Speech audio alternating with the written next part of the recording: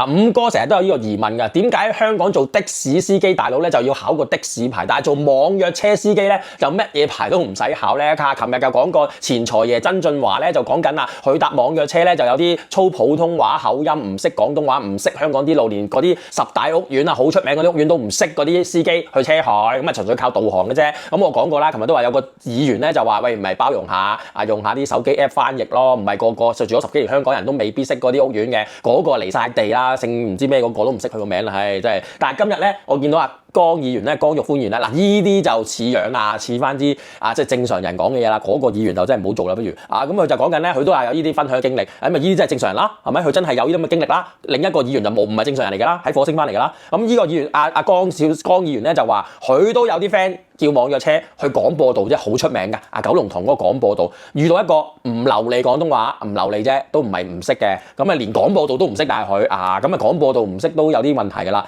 最重要就係佢個朋友話叫個司機，即係叫帶路啦，叫個帶個司機點樣行啦。個司機仲要同佢講話，喂，你收聲啦，你唔好阻我睇導航啦，係咪先？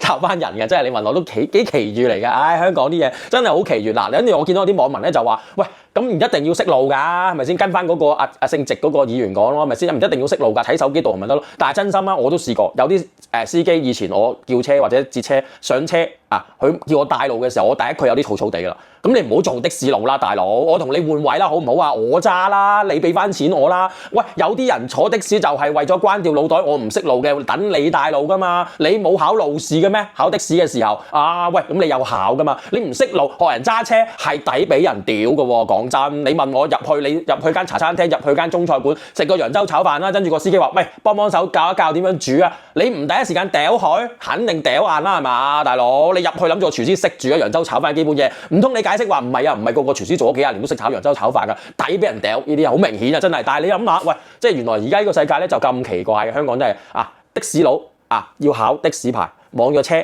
唔使考牌，到呢個已經有問題啦。最緊要就係網約車又好，的士佬又好，唔識路。好似好正常咁啊！各位覺得，喂，我覺得好有問題喎。我嚟搭你車俾錢嘅，你唔識路，呢個基本要求嚟喎。同我叫個廚師翻嚟，請個廚師翻嚟唔識煮飯，其實真係差唔多喎。你喂大佬柴米油鹽你都唔識分，咁你同一個的士佬唔識路有咩分別啊？喂大佬，你唔識路你唔好揸車啦，好危險啊！點解啊？其實大家做咗咁多年，我揸咗咁多年車都知啦，係咪？你唔識路咧，你就會容易分心成日睇導航嗰樣嘢，你就冇咁容易掌握。真係我使鬼俾錢去揾一個完全唔識路嘅人車我咩？係咪？